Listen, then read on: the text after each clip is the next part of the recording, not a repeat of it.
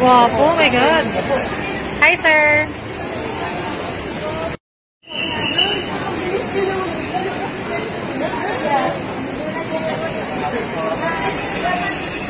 Oh, di ba? Nagay sa akin.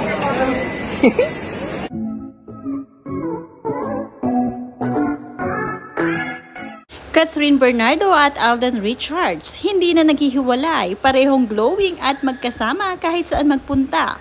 Kaya naman kilig na kilig ang mga netizens, lalo ding gumawa po si Alden ngayon.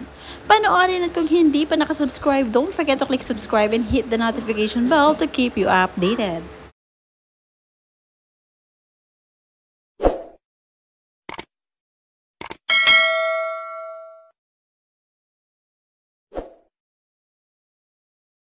Lalo ngang gumanda ang career ngayon ni Catherine Bernardo. Sikat na sikat at hindi nawawala ng project, lalo na nang mahiwalay ito kay Daniel Padilla. Dumayo pa ng Bukidnon ngayon si Kat at Alden para sa sabay nilang endorsement. Parehong paangat ang career ng dalawa at kaya naman tuwang-tuwa ang mga tagahanga nila.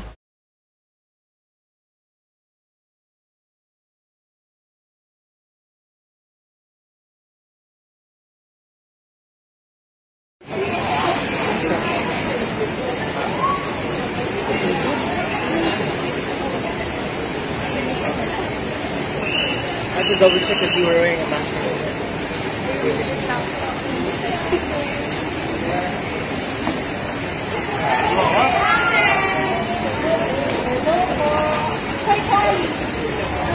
Guwapo, oh my God.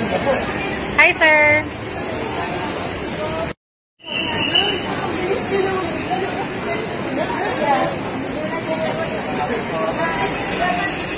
Oh, di ba? Nagay sa akin. Kinumpirma nga ni Miss Luningning Coronel na parehong si Alden at Catherine ay nasa Bukidnon ngayon. At may nagpa-picture pa nga kay Catherine na Pepsi Cola employee and today is their national summit. Catherine as their endorser is one of their guests for the said event. Alden is also in the same event, being an endorser of Sting Energy Drink, SKL.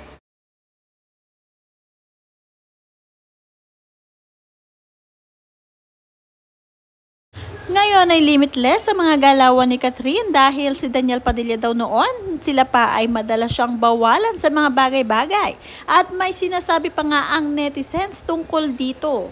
Marami ang natuwa nang dumating si Alden sa buhay ni Catherine Bernardo, at least kahit papaano ay naging maluwag at naging malaya itong si Catherine at na-e-express niya ang kanyang feelings.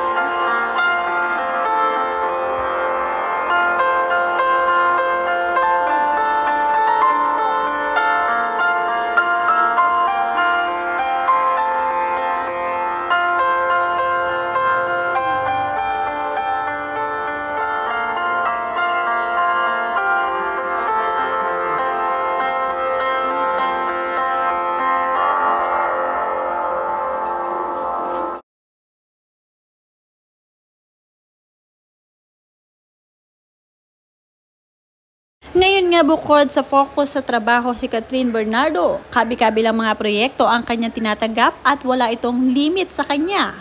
Ngayon ay nakapagsusot na rin si Catherine ng mga gusto niyang mga sexy dress, unlike before na talagang pigil na pigil. Naging balanse na ang buhay ni Catherine ngayon at hindi na nga one-sided. Nakakapag-spend na rin siya ng time sa kanyang pamilya, lalong-lalo na sa kanyang mahal na pamangkin.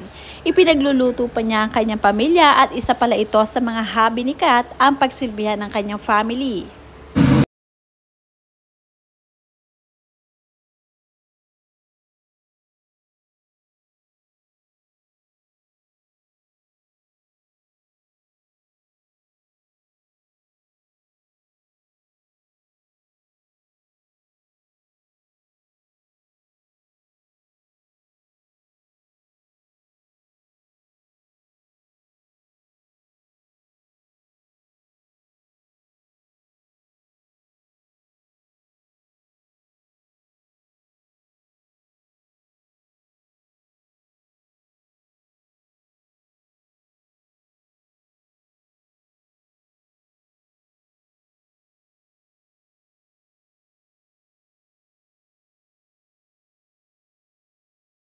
May isang netizens nga na talaga namang super taga-subaybay nito si Catherine Bernardo.